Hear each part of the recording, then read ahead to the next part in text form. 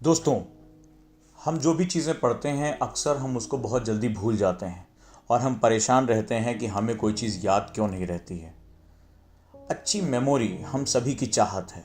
हम सभी चाहते हैं कि हम जो चीज़ें पढ़ें उसको लंबे समय तक याद रख सकें, लेकिन ऐसा करना एक आर्ट है, एक कला है, एक ऐसा तकनीकी है। अगर आप इसको सीख जाते हैं तो आप लंबे समय तक चीज़ों को याद रखते हैं। आइए उसी क्रम में मैं आपको आज सिस्टमैटिक रिवीजन टेक्निक के बारे में बताता हूं, जिसे SRT कहते हैं। और इस तकनीक को जानने के बाद, इसको फॉलो करने के बाद आपकी ज़िंदगी में एक बहुत सकारात्मक बदलाव निश्चित रूप से आएगा। दोस्तों, जैसा हम जानते हैं कि हम किसी भी पढ़ी हुई चीज़ का 80% हिस्सा 24 घंटे में भूल जाते हैं। हाँ, ये बिल्कुल सत्य है। अगर आप किसी चीज़ को एक बार पढ़ रहे हैं, सरसरी तरीके से पढ़ रहे हैं, तो निश्चित रूप से 24 घंटे के अंदर आप उसका 80% भूल चुके होंगे और आप अपनी मेमोरी को दोष देना शुरू करते हैं कि मुझे ये चीज़ याद नहीं रहती है। अब मैं आपसे बात करने जा रहा हूँ कि पहले अगर आप सिस्टमैटिक रिवीजन करना चाहते हैं तो आप सबसे पहले किस चरणों में अपने रिवीजन सिस्टम को अपडेट करिए। पहला, मान लीजिए आज आपने कोई चैप्टर पढ़ा या आपके टीचर ने आज इसके नोट्स बनवाए, तो निश्चित रूप से जैसे ही क्लास आपकी ख़त्म होती है या आपका लर्निंग सेशन ख़त्म होता है, तो स्टेज 1 यानी प्रथम चरण में आप अपनी स्टडी के 15 मिनट के पश्चात आप सबसे पहले उसको रिवाइज़ करेंगे। एक सरसरी निगाह से उसको जो है वो रिवाइज़ करेंगे और क्विकली जो है आप इसको रिवाइज़ करेंगे। दूसरा चरण यानी सेकेंड स्टेज होता है कि आपने आज मान लीजिए 2 से 4 आपने अध्ययन किया या 12 बजे से 2 बजे तक अध्ययन किया, तो इस अध्ययन के अगले 24 घंटे के अंदर आपका ये जो है वो रिवीजन हो जाना चाहिए। यानी क्लास में जाने से पहले आप दोबारा उसको रिवाइज कर लीजिए। थर्ड जो स्टेज होता है उसको हम लोग कहते हैं कि आप अपने एक हफ्ते में सिर्फ और सिर्फ रिवीजन का दिन रखिए। उसमें आपने हफ्ते भर में जो भी सामग्रियां पढ़ी हैं, जो भी इंपॉर्टेंट इनपुट दिया है, उसको रिवाइज करते जाएंगे। चौथा स्टेज, आप पूरे महीने का एक दिन फिक्स कर लीजिए और उस दिन पूरे महीने में अभी तक आपने जो जो पढ़ा है, जो जो रिवाइज किया, उसको पुनः रिवाइज करेंगे। इसके बाद 5वां रिवीजन होना चाहिए अपने अध्ययन के 3 महीने के पश्चात। आपने जो भी चीज़ें पढ़ी हैं 3 महीने का, उसको आप एक दिन में रिवाइज करेंगे। और छठा चरण, जो आपने अभी तक 6 महीने में पढ़ा है, उसको आप एक दिन रिवाइज करेंगे। दोस्तों, इस तरह 6 तरह के जो है रिवीजन होते हैं, 6 चरणों के रिवीजन होते हैं। पहला, पढ़ने के तुरंत सेशन आपका ख़त्म होने के 15 मिनट के अंदर आप उसका फर्स्ट क्विक रिवीजन करेंगे। ये सबसे एसेंशियल पार्ट है। अगर आप इसको मिस करते हैं तो यकीन मानिए आप अपनी ज़्यादा से ज़्यादा इन्फॉर्मेशन को हमेशा के लिए खो बैठेंगे। दोस्तों, अब हम समझते हैं कि रिवीजन को अपनी दिनचर्या में कैसे शामिल करना है। तो चलिए मैं आपके इसके बारे में बात करता हूँ। आपकी जो सारी आपकी पुनरावृत्तियाँ हैं उनको आप निम्नलिखित चरणों में आप देख सकते हैं। पहला, एक तो जैसे ही त्वरित गति पठन कहते हैं हम लोग जिसको, यानी कि तेज़ी से पढ़ते रहना। आपने कोई भी चीज़ आपकी जो क्लास में है आप उसको सरसरी निगाह से पढ़ डालिए तेज़ी से, और उसको जो है वो तुरंत के तुरंत उसकी रिवीजन करिए। ये जो रिवीजन होना चाहिए वो 5 से 7 सेकंड के अंदर हो जाना चाहिए। यानी उसके फ्लो चार्ट, जो हाईलाइट किए आपने पॉइंट्स, जो बिंदु बनाए हैं या जिनके ऊपर आपने मार्क किया है, उनको आप अपने मन के अंदर उनके पिक्चर्स को देखने की कोशिश करिए।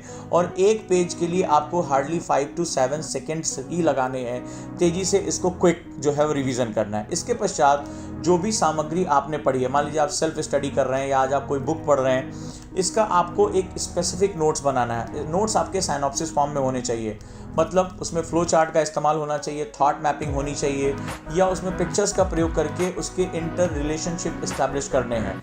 इसको हम लोग LWMI, less word more information कहते हैं। इस पे आपके साथ बनना चाहिए। अब इसके पश्चात आप अपने क्लासेस से हटते हुए या अपने जो पढ़ने की टेबल से हटते हुए आप अपने डेली लाइफ में आ गए। मान लीजिए आप घर पर हैं और घर पर आपको ये रिवीजन करना है। तो घर पर जो आपका रिवीजन करना है, जो दिन की शुरुआत होनी चाहिए वो पिछले दिन जो आपने पढ़ा है वहाँ से आपकी रिवीजन की शुरुआत होनी चाहिए। सपोज दैट आज मैं सुबह उठता हूँ, तो अपना फ्रेश होने के पश्चात आप जो है वो अपनी टेबल पे जब आप बैठे तो आप वहाँ पर जो है वो फर्स्ट रिवीजन आप तत्काल करिए। यानी कल जो मैंने पढ़ा है रात भर के बाद मेरे दिमाग में सेटल हुआ या नहीं, तो वहाँ से जब आप रिवाइज करेंगे तो आपका पिछले चैप्टर से लिंक बन जाएगा और आगे आप पढ़ाई वहाँ से शुरू करेंगे।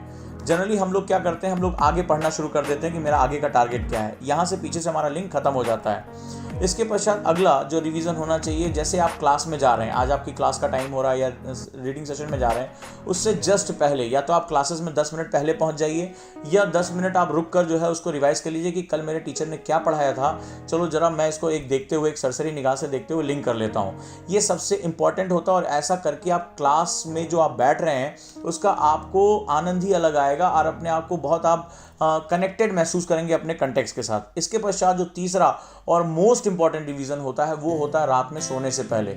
जी हाँ, सोने से पहले का जो टाइम है वो व्हाट्सअप, फेसबुक या यूट्यूब के लिए ना होकर वो जो टाइम होना चाहिए, आप 15 to 20 मिनट्स अपना डेडिकेटेड टाइम रिवीजन के लिए निकालिए कि आज मैंने पूरे दिन में कौन सी चीज़ें पढ़ी हैं, कौन से नए इनपुट आए हैं, क्या इंपॉर्टेंट पॉइंट्स हैं, ये सारी की सारी चीज़ों को तत्काल के तत्काल रिवीजन कर लिए। यानी एक दिन में 3 हिस्सा आपके रिवीजन के लिए होना चाहिए, सुबह जस्ट उठने के पश्चात, क्लास में जाने से पहले और रात में सोने से पहले।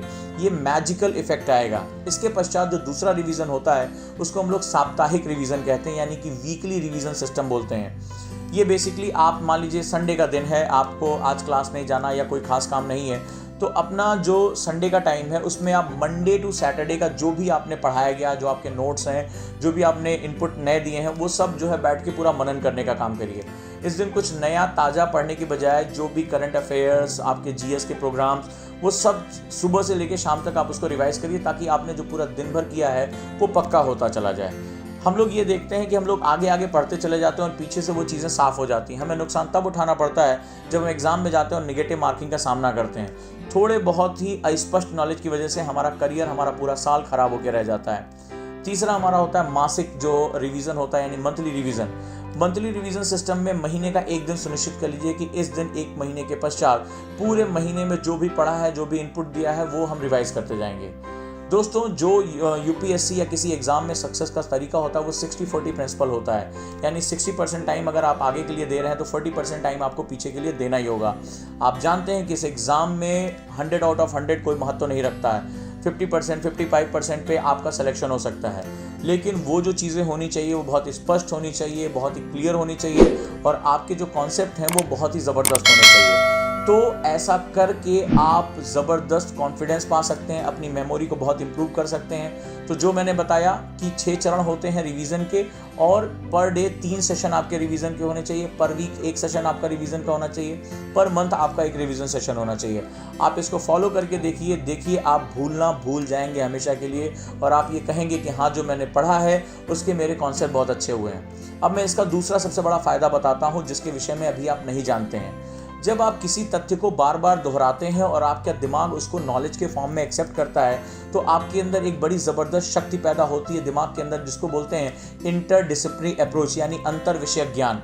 जब आपके पास विभिन्न विषयों का ज्ञान आपके दिमाग में बैठना शुरू हो जाएगा तो आपके दिमाग के अंदर एक प्रक्रिया शुरू होगी और वो विभिन्न विषयों के नॉलेज को एक साथ जोड़ना शुरू कर देगा। यानी अगर मैं बात करूं इकोनॉमी का संबंध समाज के साथ कैसे है, समाज का संबंध आईआर के साथ कैसे है, ये जो महत्वपूर्ण रिक्वायरमेंट्स हैं वो जुड़नी शुरू हो जाएंगी। आपको आश्चर्य होना शुरू करेगा कि आप डिफरेंट डायमेंशन को एक साथ जोड़ पा रहे हो और ऐसा करके आप यूपीएससी के लिए सर्वथा योग्य हो पाओगे या जो भी एग्जाम है उसके लिए आप बहुत अच्छा कर पाओगे दोस्तों। लेकिन उसकी शुरुआत जो मैंने आपको बताया उसके साथ आप करिए। ये बहुत महत्वपूर्ण सेगमेंट है जिसको हम लोग सिस्टमैटिक रिवीजन टेक्निक कहते हैं। तो मैं उम्मीद करूंगा कि आज से आपकी ज़िंदगी में ये मेथड्स इन्वॉल्व हो जाएंगे और ऐसा कह के जो आपका ये भूलने की प्रवृत्ति उसको हमेशा के लिए आप मिटा देंगे और अब आपके लिए राहें बहुत आसान हो जाएंगी। जुड़े रहिए दोस्तों, चैनल को सब्सक्राइब करिए, वीडियो कैसा लगा ज़रूर बताएं।